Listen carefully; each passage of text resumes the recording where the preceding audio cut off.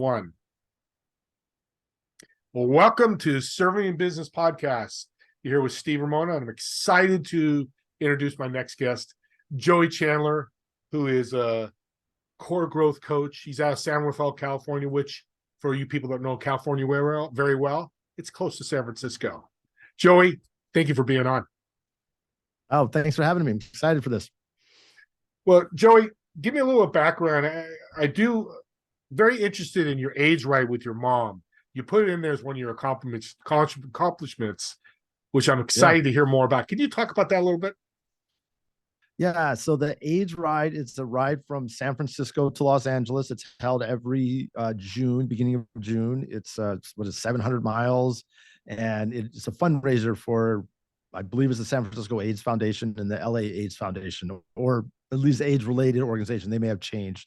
And I did it 1 year, and then the following year, I was talking to my mom, and she's like, maybe I want to do it. And I said, okay. And so, she trained, and she had a really great time because she actually didn't complete every day the ride, but she would come back to we slept in tents, and she'd come back to tents so excited every day, because when she got picked up by the bus, whenever that was, she would inevitably have a really great conversation with somebody about something. And she would just go on and on and on. So she had this great experience of riding for a while, catching a ride, having food, and connecting with people. And so it was great fun. And I believe we raised $5,000 each for the ride. And so it was a good time. Well, I can tell in your accomplishments, you also ran the New York City Marathon. So we're talking to a fitness freak here, which is interesting to me. I used to own health clubs, so I'm excited to talk to you about, that you are part of that, because we know fitness is important. Tell me a little bit about, core growth coach. What I love about that, it's unique, and we've talked about before in our conversations. Let's get into that a little bit, what that means, what the audience needs to hear about that. Yeah. It's definitely different. I think on TikTok there's less than 10,000 searches or mentions of core growth, which on TikTok is like nothing basically. And the idea of it is that we all have something at our core. It's something like love or joy or happiness. It's something, and the more that we can clarify what it is and make greater use of it, the better off we are at finding solutions, achieving goals, overcoming challenges, and doing it with less stress and less worry, because we're coming from who we are and how we operate, rather than who we think we should be or who we need to be, or some version of that. And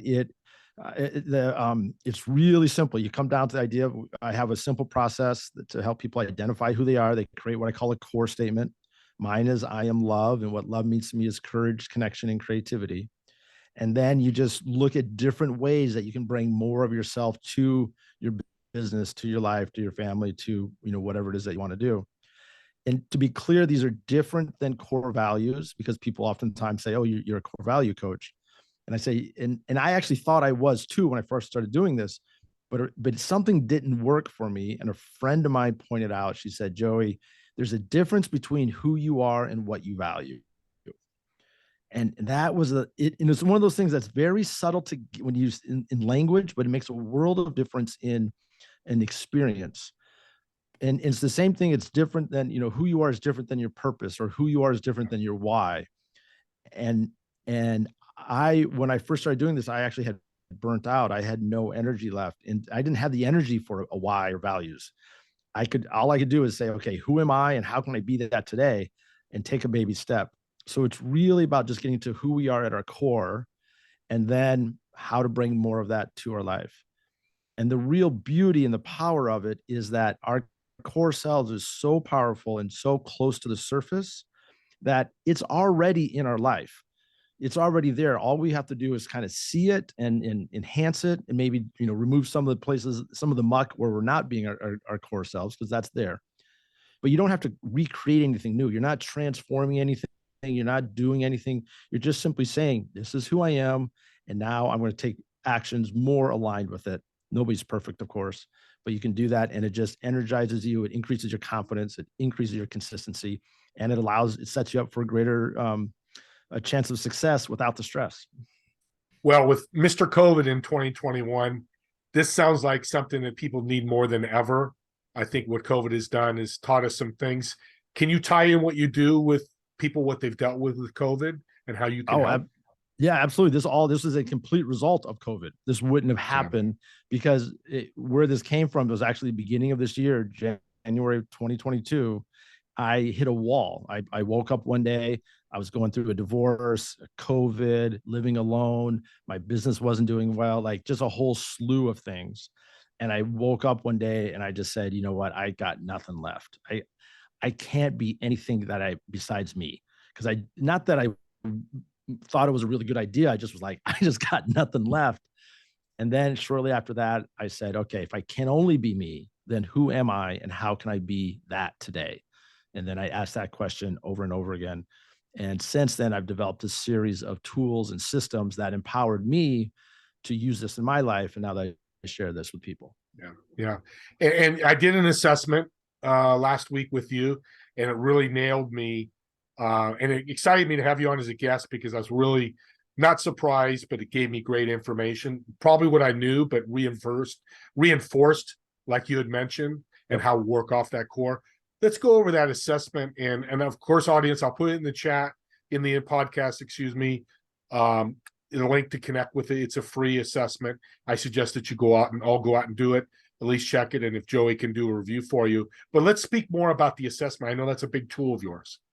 Yeah. So it's called the core statement tool, and it helps you create a core statement. And is it okay if I share yours? Absolutely. Yeah. So you said you were happy, happiness. And for you, happiness means helping others, exercise, and growth.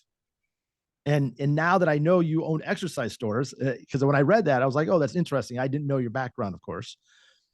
And this is the beauty of it. You can even see all the work that you do on the podcast, right? It's about helping other people, and it's about exercising our voice and our message and building up those muscles and practicing. And I know and the info and all the work that you do is about helping others and growth and connection.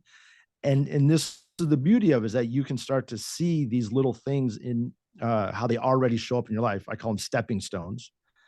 And now you can go, because I'm sure there's some places in your life where you're experiencing something less than happiness, just as not because I know that's there, but as a guess.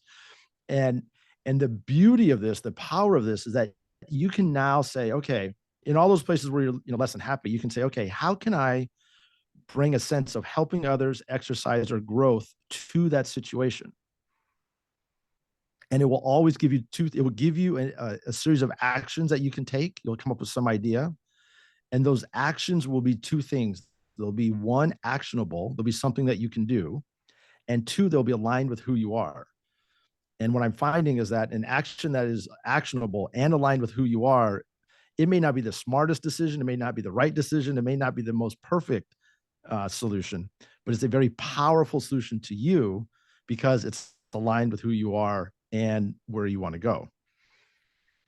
Joey knows his stuff. You listen to him, listen to this podcast again. I'm learning so many tidbits and nuggets.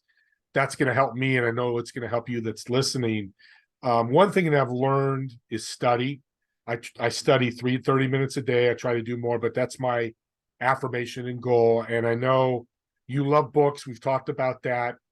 Give us one or two books that the audience should read, and why, and what you've gotten out of these books. Yeah. So on these shows, I know that oftentimes it's people referring to a self-help or a business help or business development type of book, and there's lots of them. As I mentioned, I like The One Thing by Gary Keller, where he basically says to focus on one thing. And it actually aligns with my work, because when I started to let go of everything, I said, no, I am love, and love are just very particular things. It empowered me. It a bunch of different things. So it all aligned in very much with The One Thing by Gary Keller. But the books that I love to talk about, because I don't think people really appreciate them, and they have made a huge difference for me, are the autobiographies of musicians. If you haven't listened to the autobiography of the Beastie Boys on Audible, or Bruce Springsteen, or Miles Davis, or Willie Nelson, or who else? Oh, I forget. I forget some more. But those are the ones. because the most Johnny Cash. Uh, the amazing thing about an autobiography of a musician is at some point in every book, there's a line where they say something happened, and then we discovered our voice. And then from there, we worked harder, but it was all in alignment with our voice and everything changed. That line is almost verbatim in every single one of those books. And I think it's really applicable to entrepreneurs because you can be doing a whole bunch of stuff and you can be doing stuff and that it's not quite right and something's not working, but then you're like, then this happened and then I discovered my message or whatever it is, and it changes the game. And that shows up in every single musical autobiography that I've heard, and it's just great fun. I mean, the Bruce Springsteen one, he narrates it. So if you're a Boss fan, to hear him describe it, it's just beautiful. And the Beastie Boys autobiography is a work of art because they have people, a different person narrates every chapter. So they have, I mean, just so many different people, and it's amazing if you haven't listened to it. I've not heard that before. I'm 61 years. I've just learned something else. That's pretty interesting. Now, are these stories, autobiographies, start from their childhood up, or does it go through a full lifespan of what they're okay? Yeah, Tell me more about that. So Willie Nelson's autobiography. Like I didn't know this. He was a radio DJ, and he did this thing where he got a bunch of albums made, and he basically said, "Hey, if you send me $1, I'll send you an album." And it was it was sort of a lead magnet, in the 50s, and I think it was in Seattle. And the thing about it is so incredible about these stories is the level of work. The David Grohl, the drummer from Nirvana and the Foo Fighters, yeah. Mm-hmm. He had an entirely successful, like high level punk rock career before Nirvana. And he described how he would he learned how to drum by pounding into pillows. And because with a pillow, you could hit it so hard, his style, which is just like crack, just going for it. He learned that because he learned it on pillows. And so, and the thing that you hear over and over again too in musicians, and I think this really comes back to this core work, is they have this sense of like, I have to be a musician. I have to do this. And you hear this all over the place, athletes, right? That's the classic, the kid shooting basketballs until wee hours. Do you know who Mr. Beast is? Oh yeah.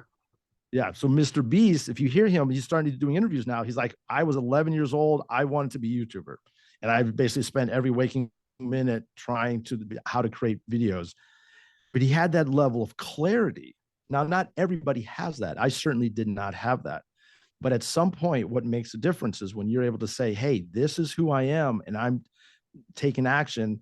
And to me, there's 3 main steps that you go through whenever you're going to make the most of who you are. And you see this over and over again. You get clear on who you are. You're like, this is it, and everything else is gone. Then you start to take actions in alignment with that or consistent with that. And you go through and you have to work through all the doubts and the fears and the worries and all that kind of stuff. And then you grow.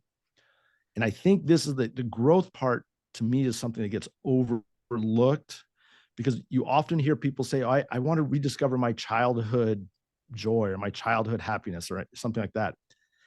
And that sounds good, but in reality, you want to grow your level of joy. You're about happiness. You want I know your age, 40, 50, 60-year-old man age of happiness. You don't want just a kid level happiness. Yeah. You want that too. But you have to grow. You have to evaluate what works and didn't work and celebrate and make the revisions that you need to.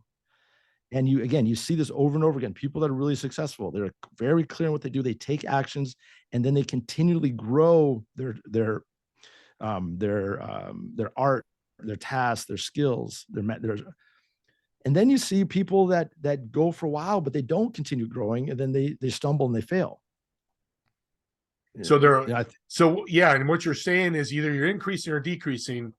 Joey's your guide to get you to increase, grow, and growth comes with that is more success, right?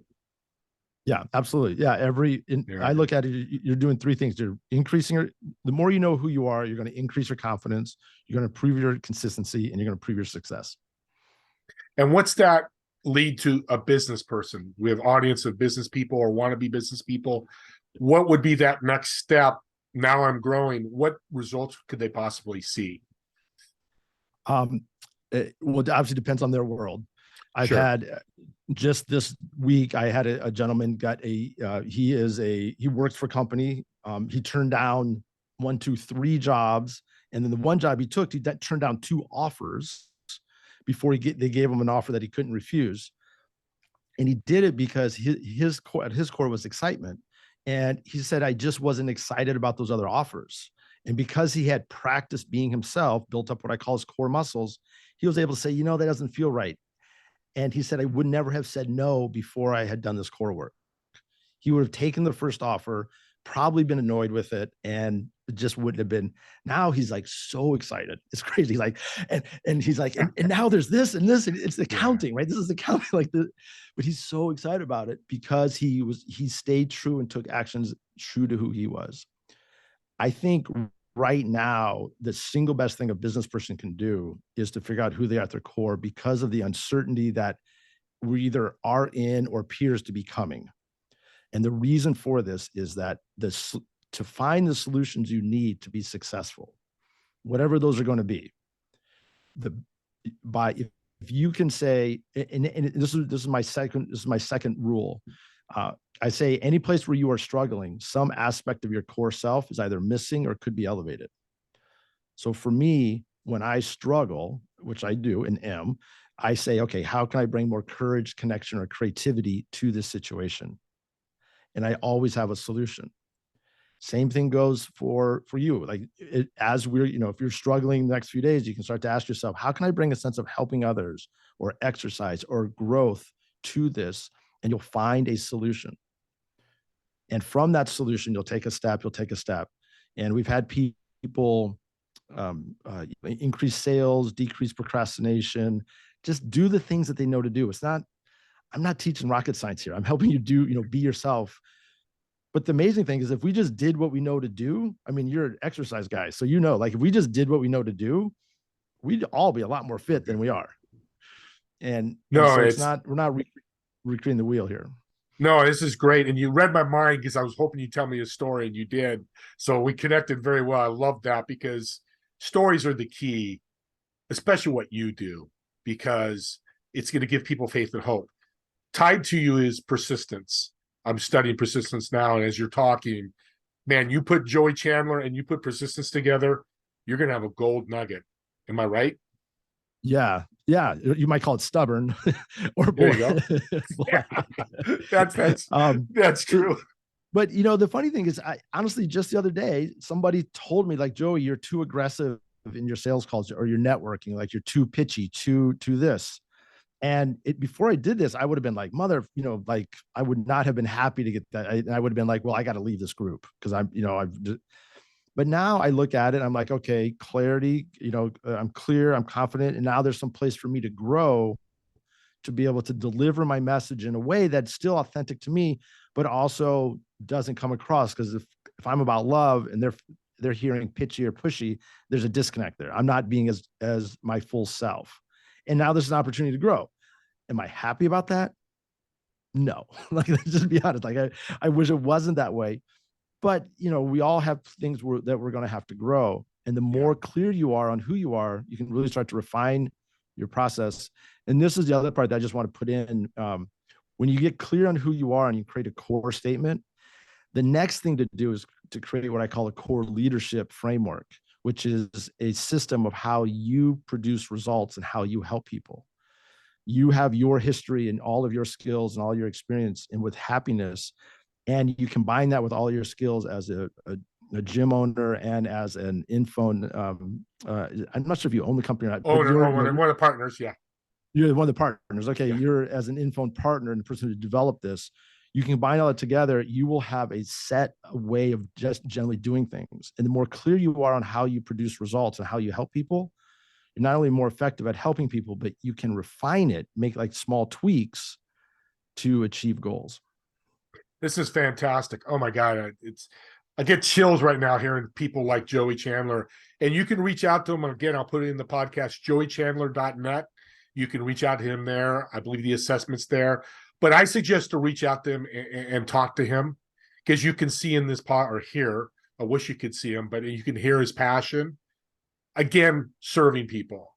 And I'm going to leave us with this. And I always like to leave Joey, the people with the audience, with one great business tip. So give them something, that one tip that you would have them do to work on after they hear this podcast.